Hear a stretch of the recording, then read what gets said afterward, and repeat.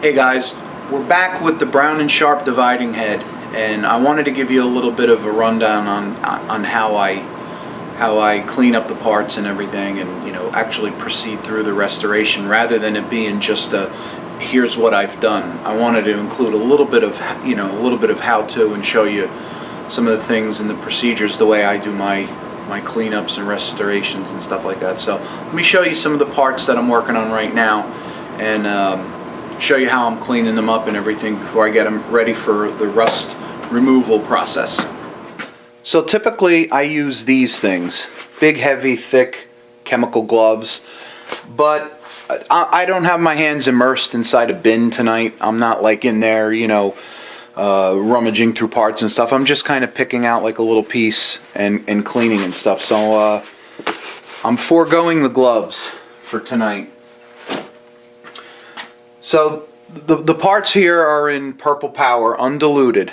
They've been soaking, for a solid day now, and basically, we got some different types of shafts here. Here's the handle for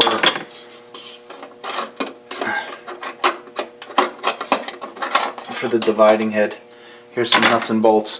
What I actually do have is my trusty towel, and I'm constantly wiping my hands off. Will it prune my hands up a little bit? Yeah, I guess some of the safety conscious people out there might bite my head off for this, but at the risk of that, I want to show you what we got going on so far. So we got some nice clean parts now. These things are completely free of any kind of oil or grease or residue, and in most cases all the chips and the swarf is out of them. So these things are crystal clean, ready to be derusted. Actually, these don't really have, see, parts like this you could see a little tiny bit of surface rust on there. I don't know how well the camera might be picking this up or not, but you see a little bit of stuff. This is going to be buried inside the dividing head. It's not like it's going to be seen, or it's not a showpiece. But for instance, over here, there's a little tiny bit of, you could see some flash rusting. That'll come right off with the Scotch-Brite wheel, and I have a really fine Scotch-Brite wheel. So really, what it does is it just puts a nice satin, even a slightly higher polish than satin finish on these parts. It makes them gleam like they're fresh machined. But you could see some residue that's left here. I don't know really what that's from, but it could be from the Purple Power. But anyway, I'll put these on a Scotch-Brite wheel. I'll clean the threads out, clean inside. Look at that. Look at how shiny that is. I believe this dividing head is from the early 1900s. And I mean, just the workmanship, the machining on that is amazing. I really hope that's coming out in the camera, because it looks good from this end. So we have some clean parts. They're getting ready for the rust removal process. But just to show you the process. So really, it's just like, because there's not a lot of parts. There's, a handful of parts, some nuts and bolts and things like that. But most of the parts, I dip them in here like this, and just kind of give them like a little bit of a wire brush cleaning here. And all I'm doing is just cleaning out any junk, any chips. If there's any grease in there that's left over that was stubborn, this wire brush here will loosen it up and kind of clean it up. And again, trusty towel wipes it down. Now, this one you can see plenty of rust on there, but that's going to come off, when I soak it in the bath. And the solution that I'm using in the derusting is Evaporust. Really, really good stuff. I don't know if I have an empty can of it, but I'll put up a graphic up to show you what to look for if you're interested in it. But so here's another one that's cleaned and ready to go. Wanted to show you this. Here is the spindle, and this has been soaking for a day. And really all I'm doing with this is I'm just, it's in place and very lightly, just kind of cleaning any junk out. This is internal. This spindle was internal inside the dividing head, so it doesn't really get clogged with a lot of chips or anything like that. It was pretty clean, but it did have that hardened up oil and caked on grease and whatnot. So I'm just loosening any kind of stubborn stuff here, just hitting it with the wire brush. When this is done, I'm not going to dunk this whole spindle inside any derusting, because any surface rust that's on there, which there's really not a lot at all, any kind of surface rust on there will come off when I buff it. I'm just going to hit this right on the buffer, and that'll be that. Because there's some parts that I didn't take off and I didn't want to take off, and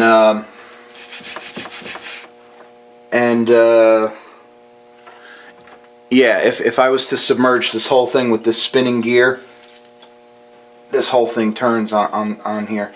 If I was to submerge this in a total bath, you know, it could bind it up and get sticky and whatnot. You know, I only like to derust parts that are solely on their own, because then I could bring them out, then I could clean them up again, get any kind of residual evapor rust off of them and stuff like this. But you know, this is working really good.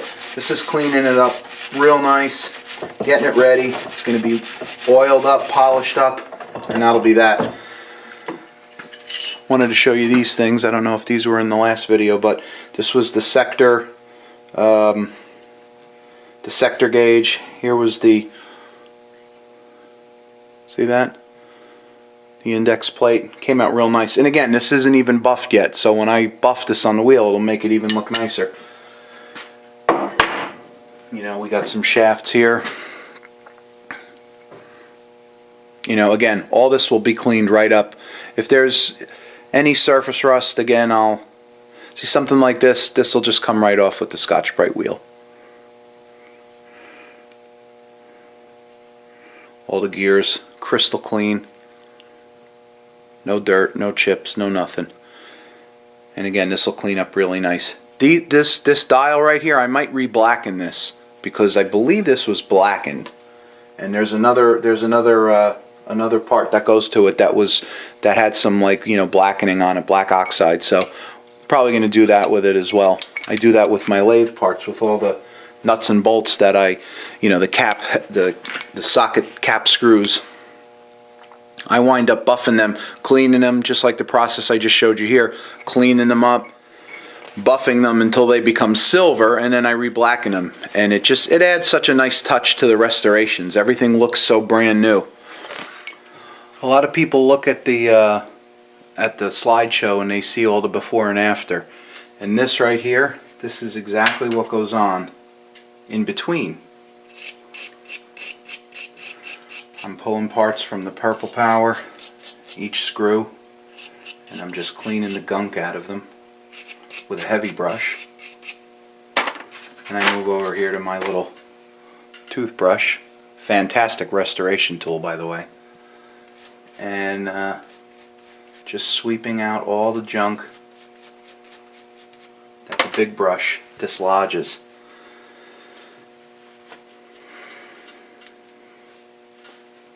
We're just cleaning them up, drying them up.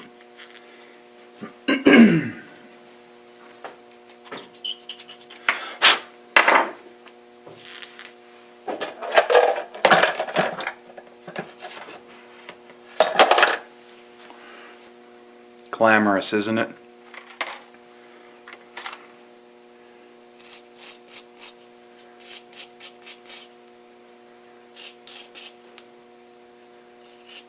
Here's some of the parts that are already done. They're out of the degreasing solution. Gonna get them ready for derusting, for the evaporust. Most of them, actually, I'm just gonna hit on the Scotch-Brite wheel, because there's not a lot of, you know, high polished parts, like I said earlier, that are going to be in view. A lot of this stuff is just internal, and the purpose of this was to really just clean it, get all the gunk off of it, so it operates smoothly. Here's a dog driver. This you'd see this on a lathe, but it would be like a plate, and you know, as you can see now, the screws just with no crap on them, just goes right in. Real nice. And look at that beautiful case hardened finish on it. Looks like almost like a part of a gun. Look at that. That's pretty cool. So this I'm not going to hit on the Scotch-Brite. I'm going to leave it just like it is because it's kind of cool. Here's the center that goes onto that. This I'll hit with the Scotch-Brite. I'll clean it up a little bit, make it shiny. A little bit more shinier anyway. Here's certain parts. This is the plunger that goes inside the handle here. Held in with a taper pin. And the handle itself is still in the solution getting degreased. But so that's that. These are some of the parts, soon to be derusted and buffed. I think it's important to talk about some of the tools that I use in all these restorations. You know, besides your standard Allen keys and wrenches and pliers and whatnot, you know, I have some specialty things. This guy right here, this is a dart. Literally, like a dart that you throw. These, I guess, like a competition kind of dart. And I don't know, I removed the part where you put the fletching in, and I just put a screw in there just to extend it, and I sharpened it. And this is great for, you know, for picking out the crud inside a screw slot, stuff like that. You know, pretty invaluable to have. You know, I have a set of these different types of picks and you know, little pries and stuff like this. Real useful for just about anything. You know, you can use these to dig out dirt and grime and stuff like that. You need a good set of punches, pin punches, drift punches, whatever you want to call them. And I would even recommend getting a set of roll pin punches, which kind of have like a circular end, and they fit. They actually have a point. I'm sorry, a little tiny like nipple, and it goes inside the circular part of the roll pin and lets it locate properly. But these are really good. You could never have enough of these. And to disassemble any piece of machinery, you need a good set of starter punches. They're real beefy, they're real thick up here, and they're less likely to bend and snap, and believe me, I've bent and snapped a billion of them. Brass hammer, a lot of force with this, and it's brass, so it doesn't really mar things up. These guys right here, a nice set of assorted brass and steel brushes, wire brushes, circular for all different types of holes, screw holes and bores and whatnot.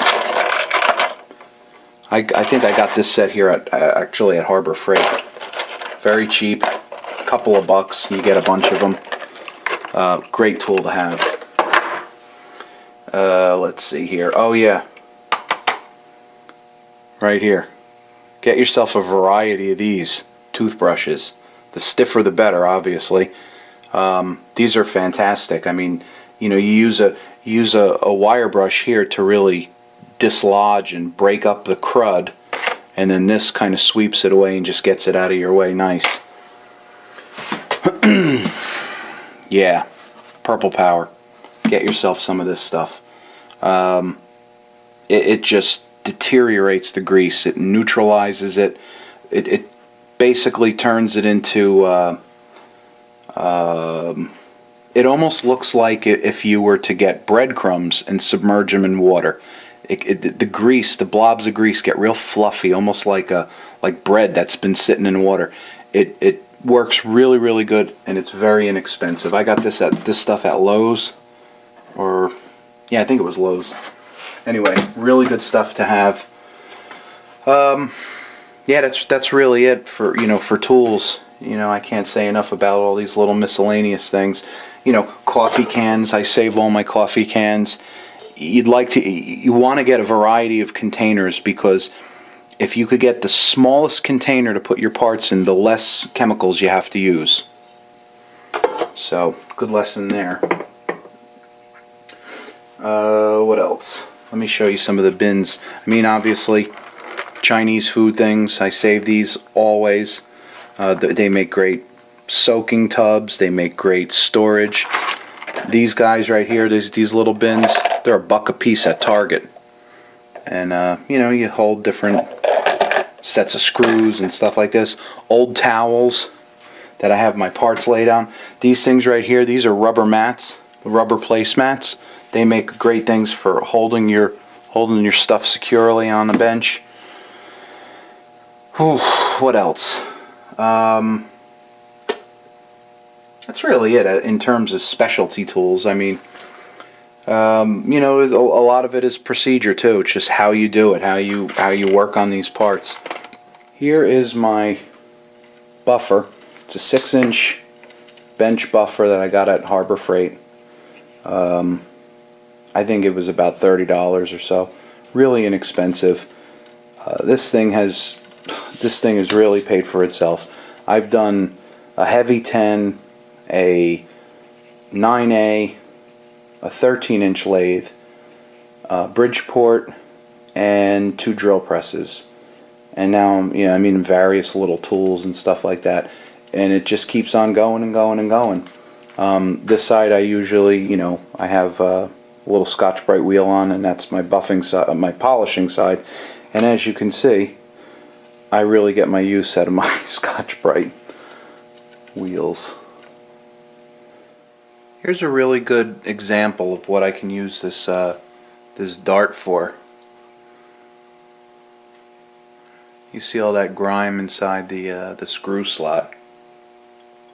Well, this just gets it all out. To me, a good restoration is a sum of all these little actions. You know, when they're all done, you have a really nice thing to look at.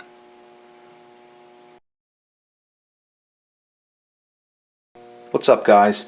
I just wanted to show you how I'm cleaning this case off now.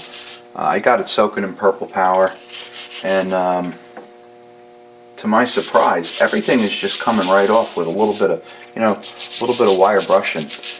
I don't even know if any of this stuff was actually surface rust. Could very well have been just the hardened up grease and whatnot, but I don't know if it's luck or divine intervention, but all this stuff is just coming right off. This is going to look fantastic when it's done, I can tell you that.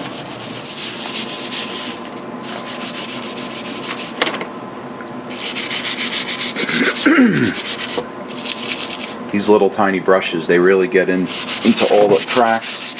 Check out all this nice scraping all in the ways here. And there might be a little bit of surface rust, but it looks like it's coming off.